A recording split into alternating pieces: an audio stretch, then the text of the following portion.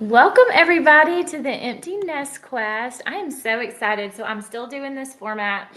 Jennifer's out, and I am inviting just some of my favorite people on to have a conversation. So, I'm not doing some formal interview thing, but today I have just Gladys, I love you so much. I'm so glad you're here. This is my dear friend Gladys Autry. She is just all things, I don't know, joyful, sweet, fun. um Always like makes a room or a space or a circle feel more welcoming and accepting. So, and she is like the master of books in my mind. So I am so excited you're here to talk to us about books and reading and how that can just be one of our biggest sources of encouragement right now in this season, honestly, and give us like something fun to do with our time. So thanks for being here. Well, I love that. Thank you for inviting me. And that was the most heartwarming welcome. I truly appreciate it. That was lovely. Yes, so fun. So fun. Okay, so y'all, Gladys, I, she puts sometimes on her stories like that app Goodreads, and you can say more about Goodreads, Gladys, but she'll put kind of on her stories, this is what I read last month. And I always just marvel because I'm like, oh my gosh, she's reading just all different stuff. And it just always feels really fresh and like you're kind of in touch with who the new authors are and what seems like fun. I get in these holes, Gladys, where the reason I need you to tell me what to read is I just get in these holes where I'm on my Kindle and I just do the next recommended Kindle Unlimited. And I'll be honest, they're not great. It's just some tchotchke romance about, I mean, it's just so cliche. It's like a Hallmark rom-com, and I'm like unfulfilled. Then I'll read something super deep that'll like stress me out. And I'm like, okay, I need Gladys's guidance. I need a list. Okay, this is good. And then I I love think that. some of our friends just need you to help them get started because they're not reading and they need something else to do with their time because they're feeling a little like pittered out and sad that their kids are gone. And what do we do now? I love this. This sounds great. But yeah, I love books as a hobby. I know that you're not really doing anything necessarily with your hands, you're not creating a product, but I love a book. I love a story, whether it be a memoir and I'm learning something about someone's life, or a fun fiction that helps you relate to someone else in a different atmosphere, in a different phase of life, or if it's something with a similar character. There are fiction stories about every stage of life. Just one recently that I read, Sandwich, is very much about the stage of life that Melinda and I are both in right now. So it's very much the children are grown. You have the parents that need a little mothering or need a little parenting. So you're in that sandwich life. So there's all kinds of books that help you relate to others and just basically feel an excitement in your life, I guess, is what I love about books. And I was just sharing with Melinda before we started that I currently am loving a good audiobook because our houses are so different right now in this emptiness stage of our lives. We don't have children voices, we don't have their friends over, Mm. and those of us that either work from home or are stay at home moms and families, we don't have those noises in our house anymore. And I love to fill that void with a good book. A good audio book can make my day. So my highest number one recommendation is anything narrated by Julia Whelan. She's the number one voice I want to hear in my head. And she Oh, narrates cool. fiction. Yeah, it's like she's amazing. She's my number one narrator. And she's at that point in her career where she's really only chosen for extremely high quality stuff. So you're going to get the highest quality fiction. The newest release by Taylor Jenkins Reid is narrated by her. With a cast of characters, and that's a good tip too. Is if you see an audiobook that's narrated with a cast where you're going to hear those different voices. I just mentioned Taylor Jenkins Reid. One of her I think most of her stories now have that cast of characters with narrators, and that really can, keeps you interested, but it still allows you to create the characters in your mind. And I think that's why books are so much better than movies, is because that you get to use your mind to create those characters. And it's just a fun little outlet. I'm not a crafter. I'm not really have any other big hobbies, but books are absolutely my thing. Oh, I love you. They really are. And y'all, I mean, I just love too, Gladys. You can share like what you do for a living, because I just think that is Oh, like cool. the Very, coolest job. very good. Well, in my former life, same as Melinda, I was a teacher. And I think that, many of us who began our careers in education always long for an aspect of that. So I was an elementary school classroom teacher, then I was an elementary school librarian, and then I moved into educational sales. I was with Britannica Digital Learning, the encyclopedia company, for about 6 years, and I loved that. But the place I'm at right now, I'm such a cheerleader for. They have my heart. We're an educational resource company. The name is Mackin, and we sell library books. We sell lots of other educational resources, but the primary item that we sell are library books. And it's just super cool to get to talk to librarians and principals about what their students are reading, or about books that might excite their students. I talked to a high school media specialist yesterday. He's down in Tampa, Florida, and he's just not really having the checkout numbers that he wants. And so, he and I are working on a list of titles for him to purchase, of course, because that's the way I get paid, is if he purchases. Right. But like different displays, different ways to display the books, and different aspects. And he is going to try some audiobooks this year. So I'm not only encouraging those of us in the empty nest phase to try an audiobook, but if books really aren't keeping your attention, if that book on your nightstand, you're only reading 5 or 6 pages at a night, maybe try an audiobook, while that you're unloading the dishwasher, or while you're folding the laundry. Having those voices in your head, I think is so comforting. But yeah, I do love my little job.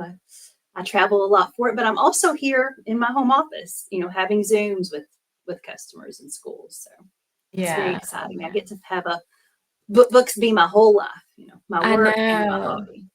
I love it. I love it. I feel like I just know that when we were first becoming friends, one of the, like, you were like, oh, I have to go to so and so to set up their new media center. And I was like, what? Are you like a magical fairy on your? I was like, that sounds so fun. I know it probably has its headaches too, but oh my gosh, I love that. It's like encouraging to me to know, especially like when we're in the world and we don't get so many doses of good news in the news, it's just all divisive and hard. And it's so good to know that schools and media specialists and people like you are working with them to keep books in front of young people, and to keep, and even for the teachers, like I know that when I worked at my daughter's elementary school here, the media specialist, she's a dear friend of mine. She's retired now, but she was also really great about keeping the staff engaged and getting them excited about reading things for them. And so I loved when book fair would come around and see, like, we'd all get excited for the kids and get excited for ourselves. Like, okay, well, what are we going to try to read for ourselves? And so that was just fun. I think anything we do, if we can start finding people with that mutual interest too, is just helpful. It makes us feel connected. Like when you were talking about reading that book Sandwich, I was like, it just probably, to me, what a book does that I don't know that I ever, until you said what you said, I don't know that I've ever like articulated, is it makes you feel like part of something. Because you read that book and you're like, okay, there's a book about it. That means a lot of us are in this phase. It makes you remember you're not isolated, even though your situation feels so specific to you, because in some ways it is. It's also like a universal experience that we don't have to feel alone in. Like, we can share with a friend, we can get support, we can just know that there is support, even if we haven't, maybe reached out for it yet, and know that we're just not alone. Because I do think I definitely probably need to read that. Was it a nonfiction? No, Or was it? it's fiction. It's Oh, fiction. that's And even it's not, better. and it's not what I would even consider 5-star, except that it is what's happening in our lives right now. She's having those feelings that the main character is of, her parents are needing her more. She's worried about their health. She's worried about their future incomes. And then she's getting her kids on their right path, and she's trying not to be, you know, not to control their lives anymore, to let them fail and make their own mistakes. So it's just, it really just is good to see that, we have the Empty Nest Quest podcast to know that we have these same issues, but there's actually like a best-selling fiction book out there that, that's really popular right now, and that, lots of women are relating to these things. And she mentions her health issues, because you don't really hear characters in fiction or even nonfiction, unless it's a menopause specifically book, mention those symptoms that are happening, the hair loss, and or what, everybody has different symptoms, but mentioning those, and it really helps you just relate to those characters and see how someone else, is dealing with these stages of our lives. So it's just a fun little aspect. And I love, I feel like I feel like I don't hear this as much now, and I'm thankful. But there was a little time there where it felt like nonfiction was king, and like it was almost like if you're not reading nonfiction, then what are you reading? Fiction. And I was just like, what? No, fiction is so good for us. This is like, it lets us. Well, first of all of the things you said about engaging your mind and activating all those parts of your mind that nothing else activates like a book does, as far as like helping you visualize and use your imagination, which I think grownups just, why have we forgotten about the beauty of your imagination? It is everything. It's even everything. If all we can think about is productivity, if you don't have an imagination, you can't create and invent and be an innovator. And anyway, so I could go off forever about imagination, but I think, but fiction also somehow sinks in a different way. I think because it is a gift of the gift of the storyteller, and it lets it like really sink in a relatable way. Absolutely. That I don't know, kind of lives on with you or something. I'm not articulating this well. I feel like I need like my high school English teacher, Miss Stower. She's like so good at no, you are. You absolutely. Yeah, it's so to me, I'm excited to read. I was glad when I was like, oh, is this nonfiction? I probably won't see it through, but I need to. But the minute you said fiction, I'm like, oh, okay, I'll read it, because I'm kind of on this. I'm got I always have like one or two nonfictions going, but I'm really enjoying fiction primarily, and always have enjoyed fiction. But there was a time where I was just deep into like Johnny.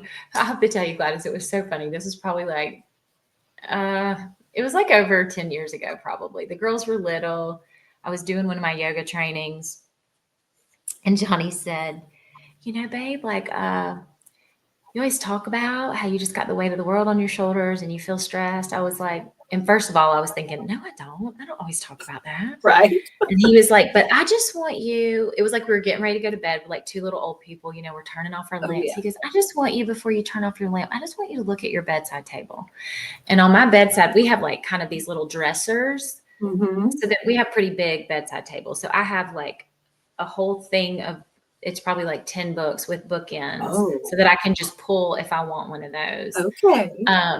Well, at the time he was like, read your titles. And I was like, he goes, no, out loud. And I was like, okay. Oh no. He was like, yoga for depression, yoga to help the anxious mind. It was like the wisdom of your body. And they're all beautiful books, and they were helping me be a better practitioner. But he was like, you used to read like Outlander, and he could even remember, because dadgum, I don't know if you read the Outlander series, but that was like a chunk of my life. Exactly. Yeah, it took forever. And I think that you're like me, that if I'm in a book that is good, everybody in my circle is going to know about it. Like I'm going to tell my husband about it. I'm going to tell my daughters about it. It's like this happened, you know, and so it's like, Yes. I know that. So Johnny lived you reading the Outlander series. I know Yeah, he that's did. what So, he's like, and "Why that's the don't way it you is at read my stuff house. like that?" Yeah, he was like, "I think I like that better." And I was like, "Oh," and it was just, and that's just his way. I think that's one of the many reasons that he's so good for me, because he can just point something out with like this little, cheeky like sense of humor, and I was Oh like, yeah. "Oh, I see what you're saying. I've gotten a little too in the trenches in all my yoga stuff. I need to have some fun."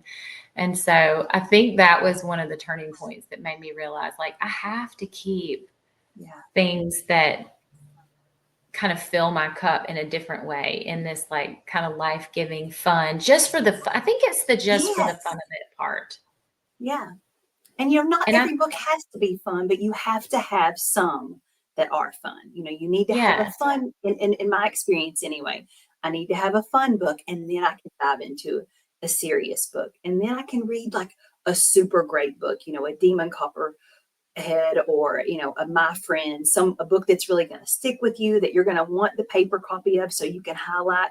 But then you're going to need a fun book after that. You're going to need, Seven Husbands of Yes. Evelyn Hugo, something, fun and Oh, exciting. I love So that book. so I think we need that, because it's something to look forward to also. It's like, you're going to dive in and you're going to, be excited. But yeah, I agree with Johnny. You need a fun book. Yes. Not Okay, well, so now that you said that, I love that you said it that way, because I do think I sort of naturally cycle like that.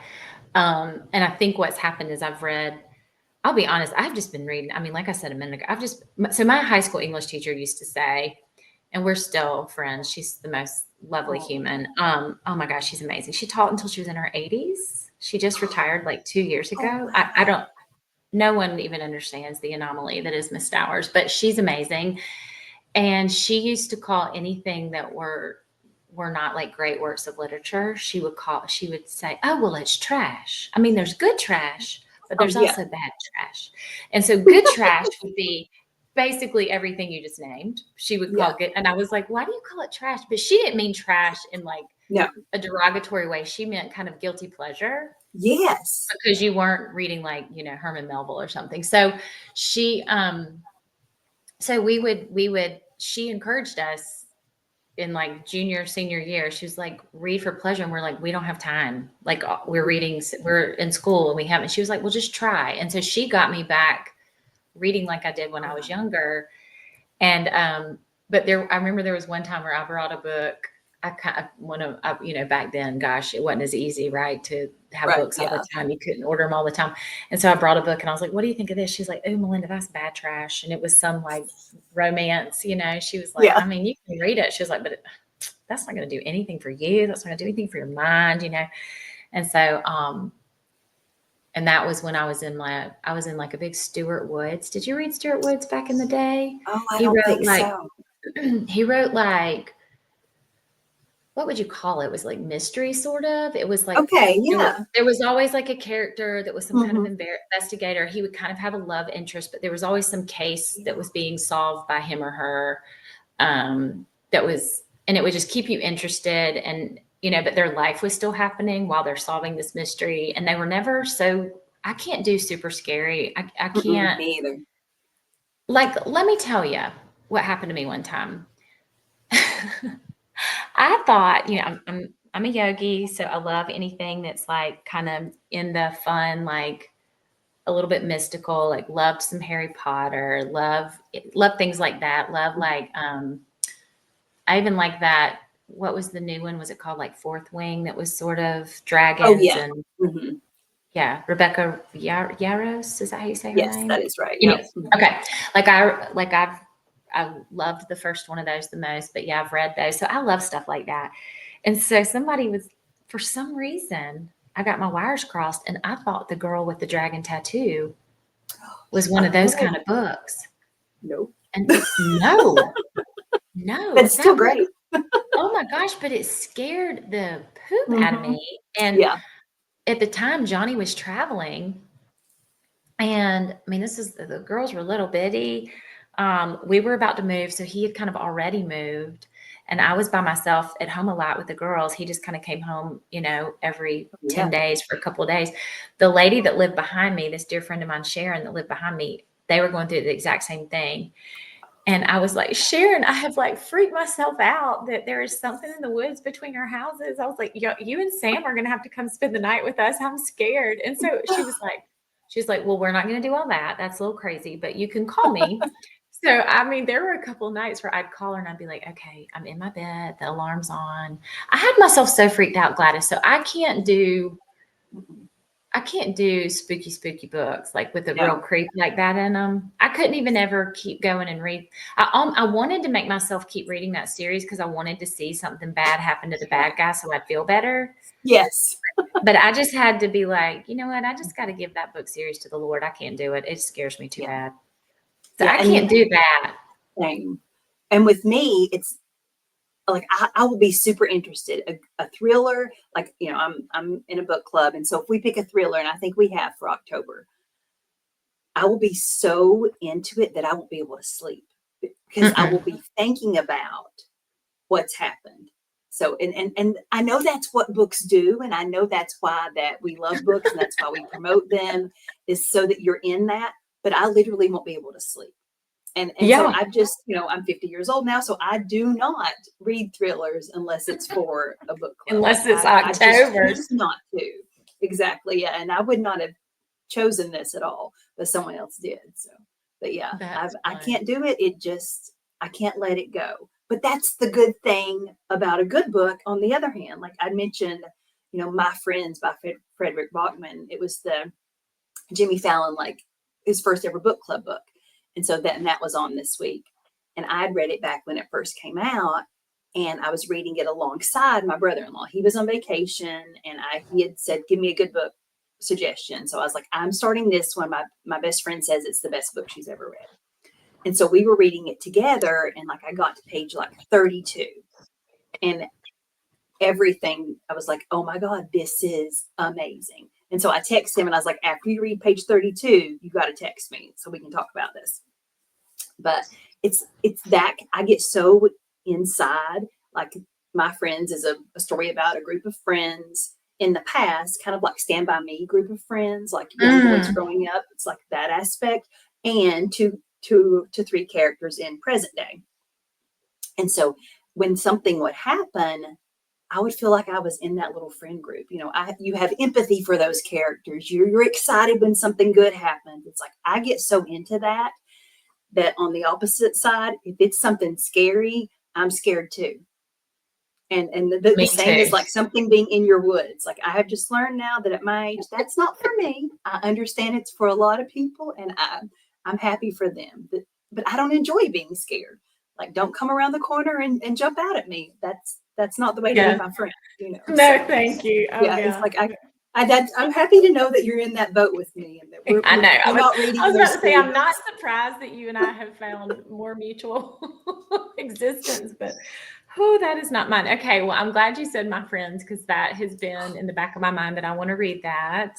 You have to. I've got to read that. Okay, I can't wait to read that. So, do you have some other suggestions? So, like, let's say if we did categories of like maybe right now, something that would be kind of a light read that would be if somebody hasn't read in a while and they're like, okay, maybe these girls have me convinced that I need to, pick up a book or do an audiobook. Yes. So maybe maybe suggest like one or two of your favorite audiobooks you've listened to lately that just kind of were good. And, just fun and light. Yeah. Mm-hmm. One that came out this summer is called These Summer Storms. It's by Sarah McLean, I think is how you pronounce her name. I gave it a full 4 stars. It is, I love like super rich people drama. It's very much like Big Little Lies kind of thing. But basically it's a family story about the family, not the exact family, but like this family owns like the biggest phone company. So like Apple. And it's their family drama, but it's fun, and it's narrated by Julia Whelan, who I mentioned is my favorite. And it's just a fun but exciting. Like you want to know what happens to these family members. Nothing scary happens to them, You want to hear, you want to find out, who ends up happy in the end, that kind of thing. You don't have to really dive deep into it. And then there's another one that's kind of similar like that, but there's a murder. It's called Happy Wife, and it's set in part of my sales territory in Florida that I visit all the time. So it's a little town, Winter Park in Florida, and it's about the moms all there. So it's very fun. There is a murder, but it's not that's not a big aspect of it. You're not trying to really solve the crime. You're just there supporting the characters. But yeah, depending on what you like and what you want to like dive back into, a really little fun one, Run for the Hills by Kevin Wilson. It came out this summer. It's another family drama. Seems like I like family dramas now that I'm talking about all of these. Isn't that funny? You get to hear all these different characters. They didn't know they were family. Like the dad has different lives. Like every 10 years he moves and starts a brand new family. And then they all find out that they're related, and it's just their stories. And the dad is a completely different person in each family.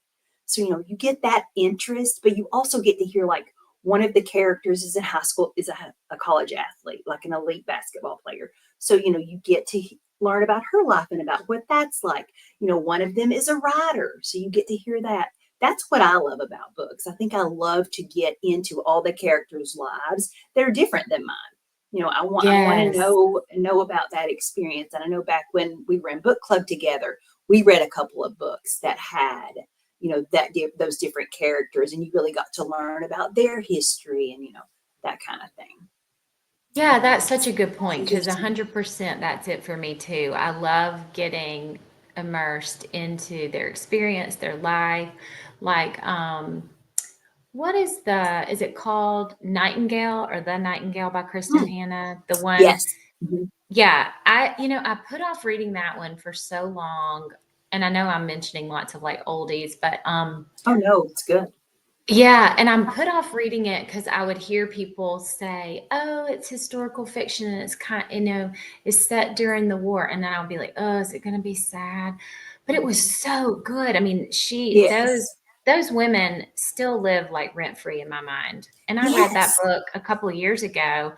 But I think it's like then we went to Paris, and so then I was like, "Oh my gosh, this is like where that was set. This stuff really happened here." Like.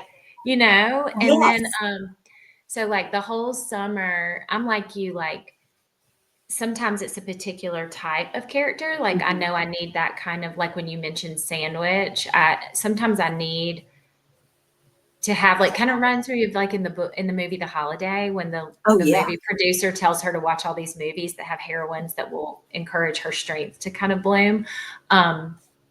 I feel like sometimes I draw on books for that. I think that's why I really did love the Outlander series, because Claire was such a badass. And I was like, I needed this woman. I needed to really feel to see this woman up close that could stand on her own 2 feet in the against all the odds or whatever. But lately, I'd say for the past couple of years, and I think this is partly sometimes my excuse for reading all the trash I've been reading, but as long as it's set somewhere that I've traveled that I'm like missing.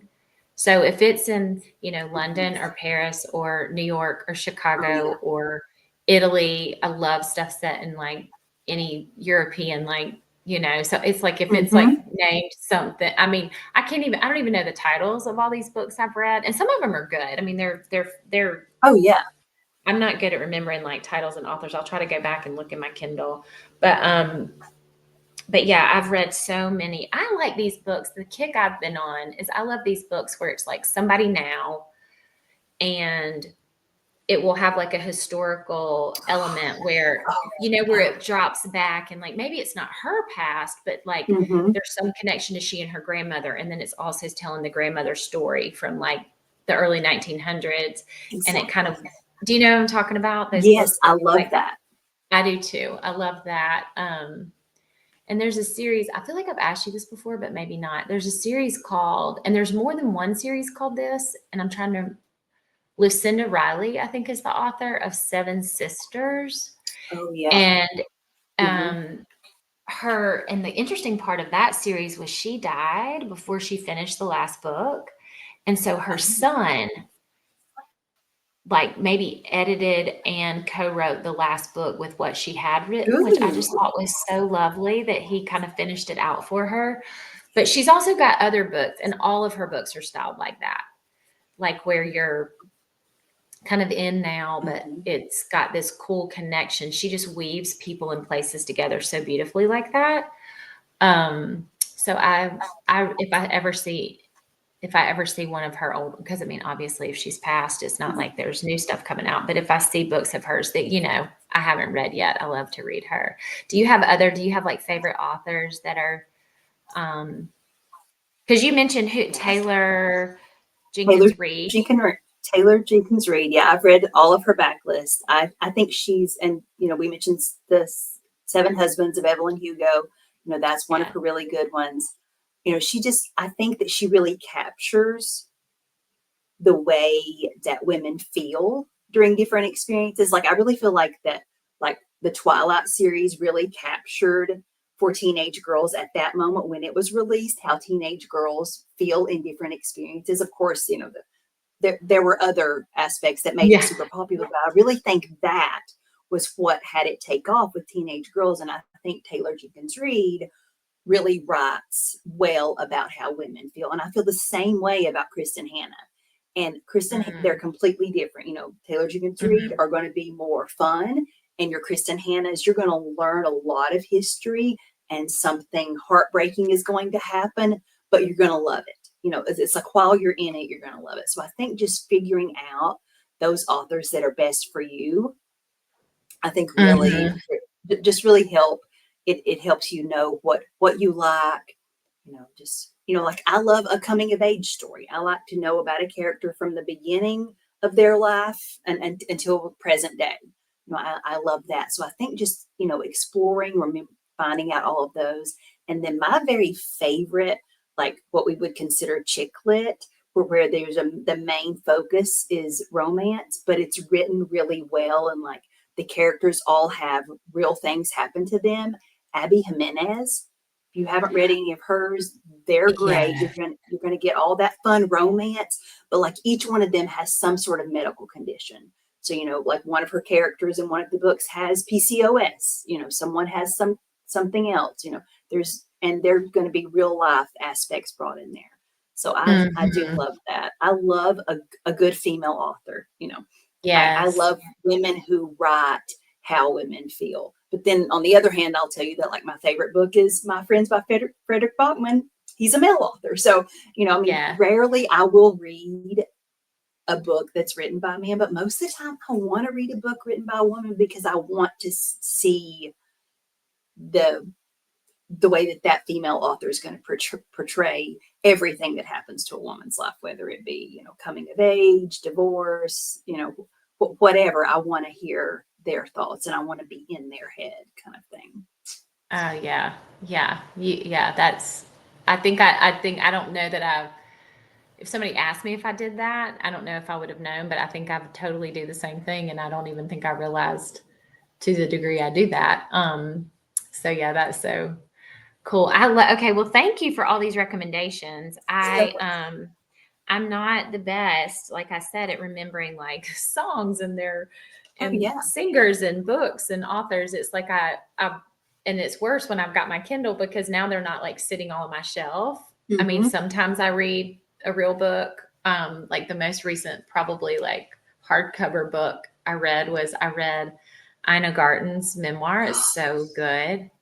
It's so good in audio too because she narrates it. Oh, does she? It's Oh, so good, right? Like, I it's mean, I don't amazing. even, yes. And I Yeah. thought, speaking of like getting to the heart of a woman, like, I thought, gosh, any age woman could read that book and Yeah. have inspiration for just the way she's stayed so true to, I mean, her whole story is just she kept listening to the nudges and trusting trusting where her heart led her. And I'm like, isn't that just supposed to be what we're all doing? Yeah, I haven't finished it. I have a Right. little chunk left because Gladys, I like to read when I've gotten so bad about reading with like the lights off with my Kindle. And if I'm reading like a real book, then I got to leave the lamp on. That sounds so silly. I can't change But the yeah, font when my eyes get tired. I can't make it even bigger. I'm like, oh my word, I'm officially a granny. But but no, I feel so like I learned so much from her. It's like mhm. I already knew of her chef life, of course, but like her life before, and their summer in France. It was like, and I would love for like both of us have girls in their 20s. I would love for my girls and your girls to like, if they have that nudge, and like they have the opportunity to leave their big government job that they work so hard for, to leave that and go on, an adventure, or, buy a new company. It's like I feel so inspired by her, and honestly by most memoirs written by women that are about their whole entire life. I love that. Yes. So I'm And excited for I you to love finish. well, I love that you said that too, Gladys, because it's inspiring for us. And it's like, I hope that by reading that, exactly what you just said, I hope it makes me a better mom to my kids as they follow their own path, because we think we think that like, oh, we're supportive and we're da da da da da, but there really are going to be times still and forever that our kids are taking these leaps, and we're going to be scared Mhm. for them because of our age and the life we've Oh yeah, seen, and the friend that we saw that tried the thing that failed, or maybe we tried the thing and it failed, and we yeah. don't want them to try something that.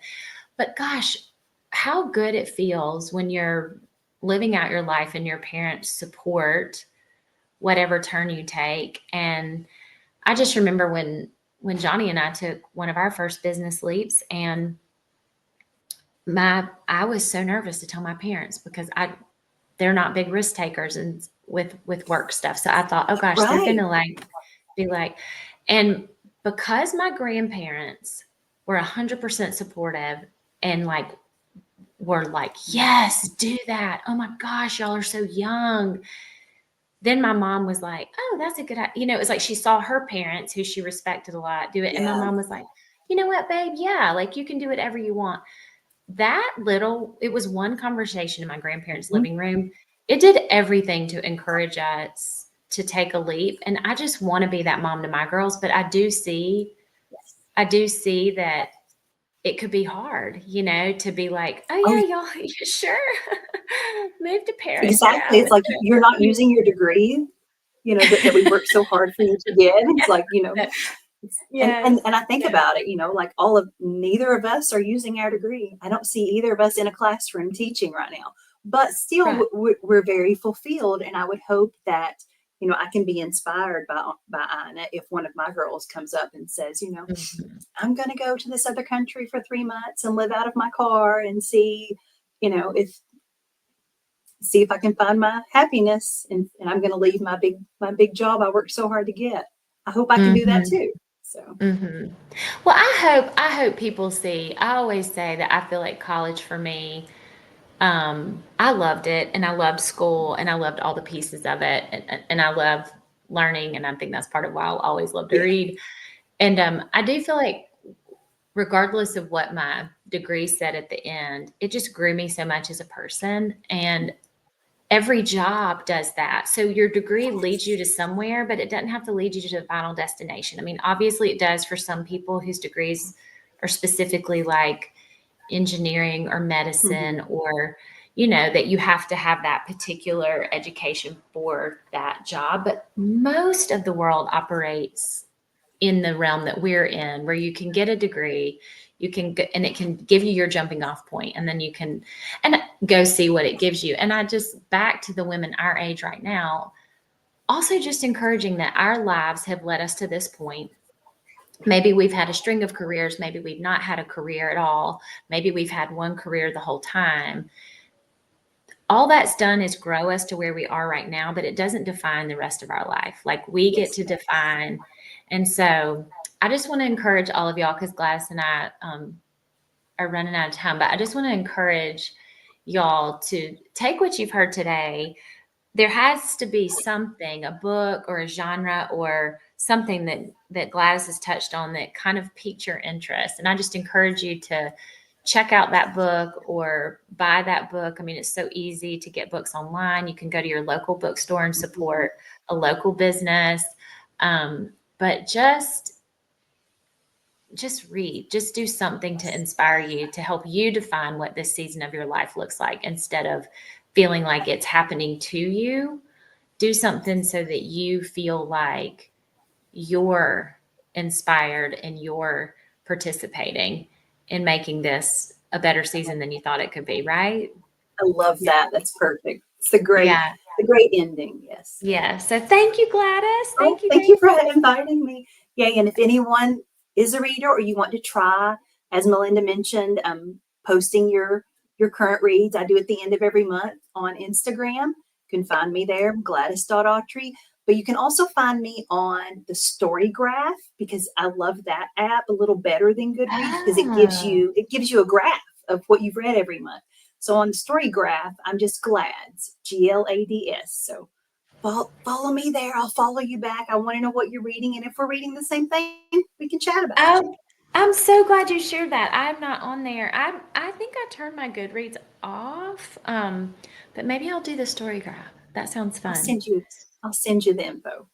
Oh yeah, do. And then I'll put it in these notes. So, okay. Oh, thank you for saying all that. All right. Well, Gladys, thank you. Thank you. And everyone out there, thank you for being part of the Empty Nest Quest podcast crew. And let us know what you're reading. And we can't wait to see you next time. Bye. Bye.